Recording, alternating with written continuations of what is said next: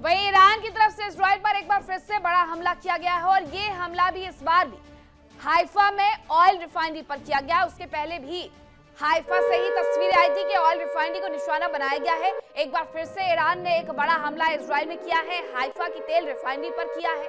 आग से रिफाइनरी को बड़े नुकसान की खबरें भी सामने आ रही है कि हाइफा में ऑयल रिफाइनरी में जो आग लगी है उसकी वजह से एक बड़ा नुकसान भी हो गया है और ये ईरान की तरफ से हमला किया गया था इजराइल पर। ये तस्वीरें भी सामने आई हैं हाइफा ऑयल रिफाइनरी की। ये जरा तस्वीरें देख लीजिए कि किस तरीके से यहाँ पर भी ऑयल रिफाइनरी का वही हाल है जो आप टेक्सास वाली तस्वीरों में देख रहे थे। दो अलग जगह, दो अलग देश हो सकते हैं, दो अलग तस्वीरें हो सकती है, लेकिन हाल एक जैसा कर दिया गया है। इस ऑयल रिफाइनरी में भी भीषण आग लगी हुई है जिसकी वजह से ये पूरी तरीके से तबाह हो रही है। एक टेक्सास वाली हमने आपको तस्वीर दिखाई है, उसमें भी आग कुछ इसी तरीके से लगी हुई नजर आती है कि वो रिफाइनरी भी अलग अलग जगह से चलती हुई नजर आ रही है। अब हाइफा में ये कोई पहली बार नहीं है जहां पर ईरान ने हमला किया और उस रिफाइनरी को एक बार फिर से निशाना बनाया है। इसके पहले भी उसकी तरफ से हाइफा पर हमला किया गया था और तेल रिफाइनरी को ही नुकसान पहुंचाया गया था और एक फिर से बड़ा नुकसान उसकी तरफ से तेल रिफाइनरी में हाइफा में कर दिया गया है। इसी बीच एक और बड़ी खबर आ रही है जो कि युद्ध के मैदान से ही आ रही है, उसका भी जरा कर लेते हैं और आपको बताते हैं कि हाइफा के नुकसान के साथ साथ तेल अवीव में भी एक बड़ा हमला किया गया है। ईरान की तरफ से ये बड़ा हमला किया गया है जो कि तेल अवीव में हुआ है। इस दौरान बैलिस्टिक मिसाइल का इस्तेमाल किया गया है, बैलिस्टिक मिसाइल से यहाँ पर अटैक किया गया है और तेल अवीव में इसकी वजह से अच्छा खासा नुकसान हुआ है, ये जानकारी भी मिल रही है। तो ये बड़ी खबर है कि किस तरीके से हाइफा से लेकर के तेल अवीव तक एक बड़ा हमला कर दिया गया है और उसकी वजह से अच्छा खासा नुकसान इजराइल का भी हुआ है। हालांकि इजराइल अभी भी अड़ा हुआ नजर आता है जो ये कहता है कि हम नहीं रुकने वाले हैं, अमेरिका जो चाहे सो कह ले, हमने अमेरिका से बात कर ली है, हम हमले करते रहेंगे और हम ईरान पर भी हमले करेंगे और इसके साथ साथ हम लेबनान पर भी हमले करेंगे। यानी इजराइल ने हथियार नहीं डाले हैं, अमेरिका ने भले ही हथियार डाल दिए हैं और ईरान हो या फिर इजराइल हो, दोनों ही इस युद्ध को आगे ले जाने में पूरी तरीके से सक्षम नजर आते हैं। ईरान का तेल अवीव पर हमला देखा गया बैलिस्टिक मिसाइल से जिसकी वजह से एक बड़ा नुकसान हुआ है, तो हाइफा में भी एक बड़ा नुकसान किया गया है तेल रिफाइनरी पर हमला करके।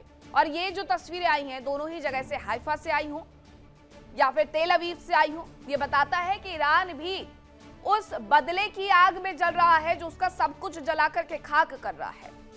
वो भी बदले की वजह से जगह जगह पर बड़े हमले करते हुए नजर आ रहा है। अब इजराइल अगर पीछे नहीं हटेगा, लेबनान में भी पीछे नहीं हटेगा यानी हिजबुल्लाह के साथ, तो ईरान भी उसी तरीके से उस पर हमला करते रहेगा। यह हो सकता है कि अमेरिका ने 5 दिन के सीज फायर का जो ऐलान किया है उसके साथ ही अमेरिका की जगहों पर यानी अमेरिकी बेस पर, अमेरिकी दूतावास पर हमले बंद कर दिए जाए, लेकिन इजराइल पर यह हमले लगातार जारी रहेंगे। अमेरिका और ईरान के बीच जंग चल रही है, बातचीत की सुगबुगाहट भी इसी बीच तेज हो गई है। हालांकि किसी भी देश ने अपनी ओर से बातचीत किए जाने की बात को स्वीकार नहीं किया है।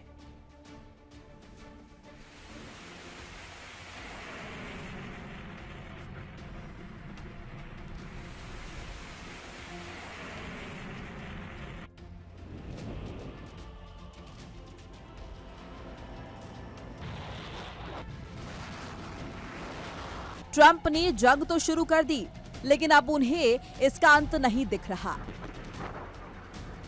क्योंकि खामनेई की मौत को छोड़कर उनके सभी टारगेट्स अभी भी अधूरे हैं। हालांकि वो ये नहीं दिखाना चाहते कि वो ईरान से डर गए हैं, लिहाजा जंग से पीछे हटने का ऐलान नहीं करना चाहते। इस बीच ट्रंप ने बड़ा दावा किया।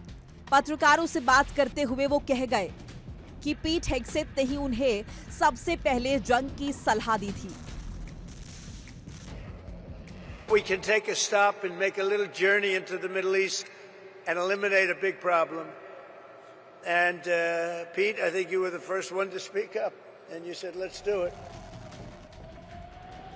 अमेरिका चाहता है कि ईरान का परमाणु कार्यक्रम बंद हो, बैलिस्टिक मिसाइल कार्यक्रम पर रोक लगे।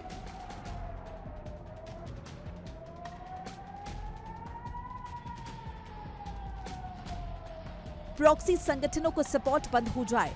अमेरिका का कोई भी टारगेट अब तक पूरा नहीं हो पाया।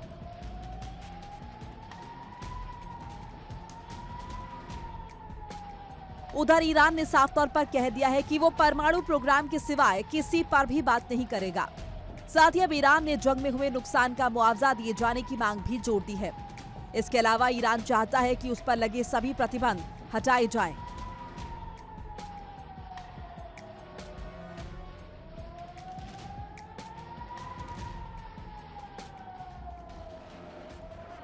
भविष्य में उस पर हमला नहीं होगा, इसकी लिखित में गारंटी दी जाए।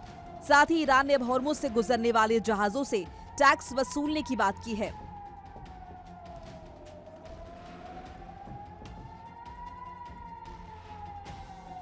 इस बीच राष्ट्रपति ट्रंप ने दावा तो किया कि ईरान के साथ 15 पॉइंट्स पर बात हो रही है, जिसमें सबसे अहम शर्त है कि ईरान परमाणु हथियार प्रोग्राम पूरी तरह से छोड़ दे। ट्रंप ने कहा कि ईरान को परमाणु हथियार नहीं रखने दिए जाएंगे। अगर वो तैयार नहीं होते हैं तो समझौता नहीं होगा। ट्रंप ने यह भी कहा कि अगर समझौता हो जाता है तो अमेरिका ईरान के समृद्ध यूरेनियम को अपने नियंत्रण में ले सकता है। साथ ही उन्होंने ईरान में बड़े राजनीतिक बदलाव की भी बात कही।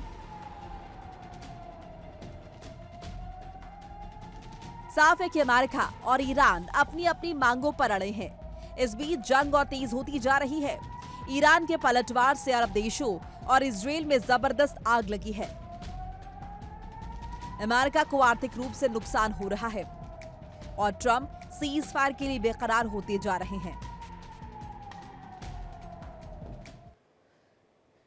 हालांकि जंग के बीच में अभी तक अमेरिका और इजराइल अपना टारगेट हासिल नहीं कर पाए हैं। अपने मकसद में ट्रंप और नेतन्याहू दोनों ही नाकाम साबित हुए। कैसे? 28 फरवरी से जारी जंग को चौथे सप्ताह में प्रवेश होते हुए हम सब ने देख लिया है। अब इसके बाद आपको बताते हैं कि अभी भी ट्रंप और नेतन्याहू अपने मकसद में नाकाम नहीं हुए हैं। हम ऐसा क्यों कह रहे हैं? दरअसल ये सोचा गया था कि अमेरिका और इजराइल ने खामनेई और टॉप लीडर को मार गिराया है, जिसके बाद लोग सड़कों पर उतर आएंगे ईरान से इस्लामिक सत्ता को हटाना। हालांकि ये फेल साबित हुआ है। मुस्तफा खामनेई अभी भी सत्ता में बैठे हुए हैं। अयातुल्लाह अली खामनेई के जो कि बेटे हैं, जो ऑब्जेक्टिव 1 था, जो कि पूरी तरीके से फेल साबित हुआ है।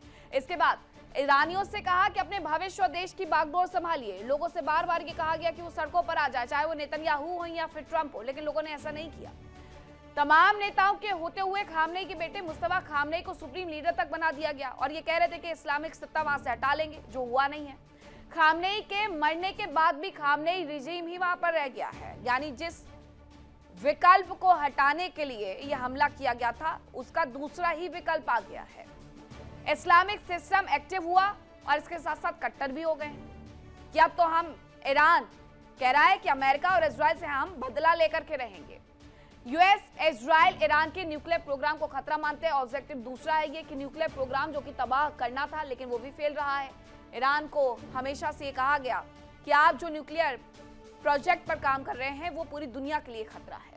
अमेरिका ने ईरान के न्यूक्लियर प्लांट्स पर इसकी वजह से हमले भी किए हैं। इसके बाद 440 किलोग्राम यूरेनियम का है, उन्हें नहीं पता है।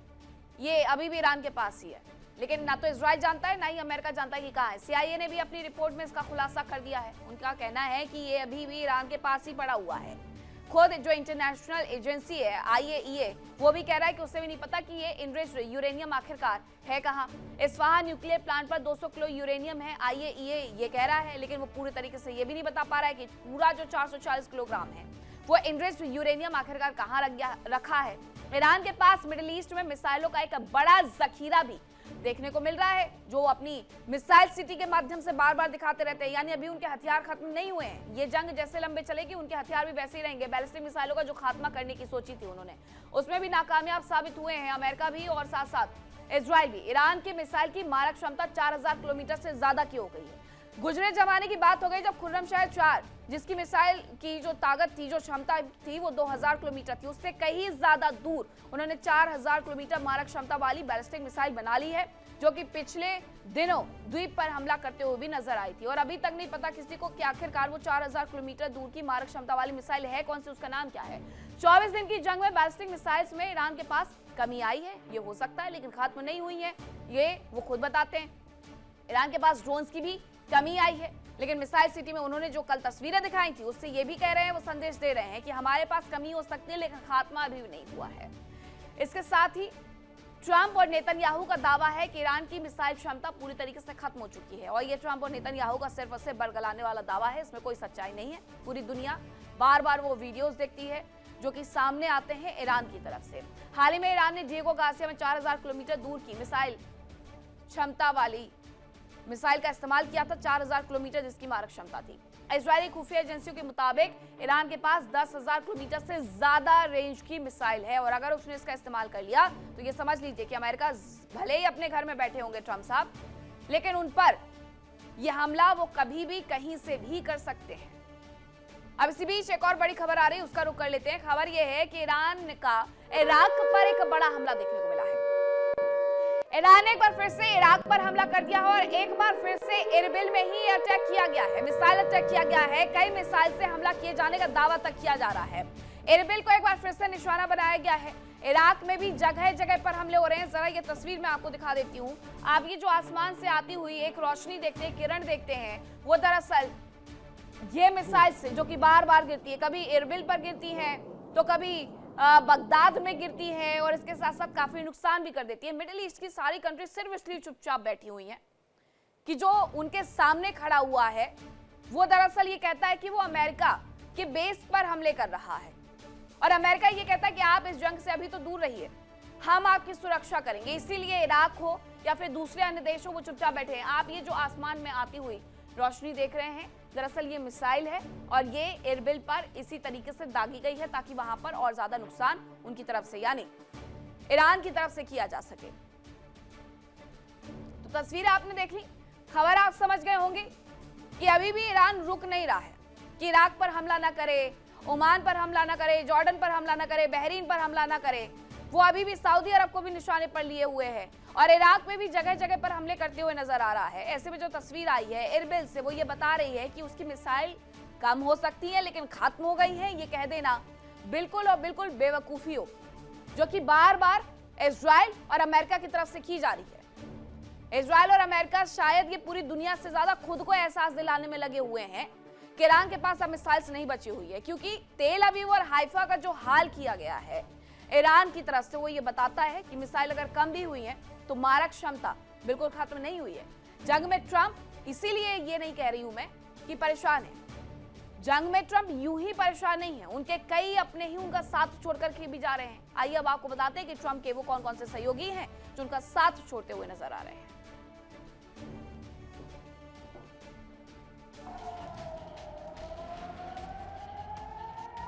अमेरिका और इजराइल ईरान में भारी तबाही मचा रहे हैं।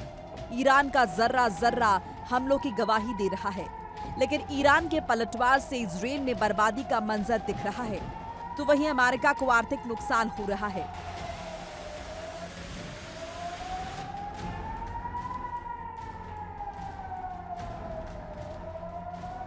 अमेरिका इस जंग में फंस चुका है। राष्ट्रपति ट्रंप का फैसला अमेरिका के लिए भारी पड़ता नजर आ रहा है, लेकिन इस जंग के बीच राष्ट्रपति ट्रंप को अपनों का विरोध झेलना पड़ा। पेंटागन और अमेरिकी सेना के सुप्रीम कमांडर के बीच तनाव की खबरें सामने आई हैं।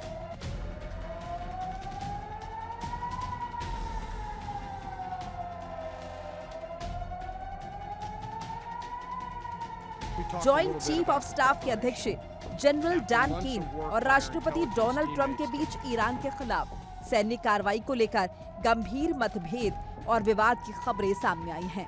बताया जा रहा है कि जनरल केन ने ट्रंप को चेतावनी दी थी कि ईरान के खिलाफ एक बड़ा और लंबा सैन्य अभियान अमेरिका के लिए भारी पड़ सकता है।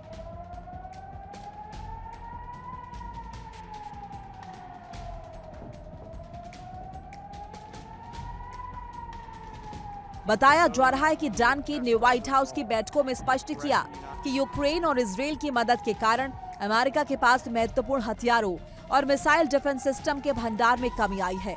ऐसे में ईरान जैसे बड़े देश के साथ युद्ध लड़ना सामरिक रूप से असुरक्षित हो सकता है। खबरों की माने तो केन ने ट्रंप को आगाह किया था कि ईरान हॉर्मुज को बंद कर सकता है, जिससे वैश्विक तेल सप्लाई ठप हो सकती है। हालांकि राष्ट्रपति ट्रंप ने बताया कि जनरल केन उनके फैसलों के खिलाफ नहीं है। ट्रंप का दावा है कि केन का मानना है ईरान के खिलाफ युद्ध को आसानी से जीता जा सकता है।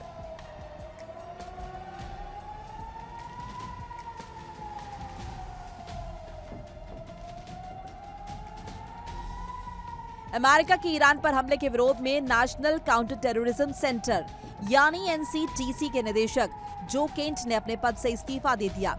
उन्होंने पत्र में लिखा कि वो ईरान के खिलाफ युद्ध का समर्थन नहीं कर सकते, क्योंकि ईरान से अमेरिका को कोई तुरंत खतरा नहीं था। केंट ने ट्रंप पर इजरायली दबाव और गलत सूचनाओं के आधार पर जंग शुरू करने का आरोप लगाते हुए पद छोड़ दिया था।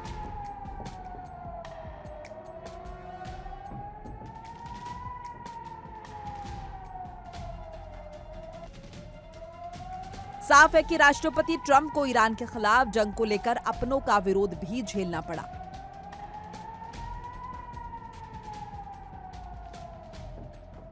देखिए इंडिया डेली 24/7 अब आपकी स्मार्ट टीवी पर।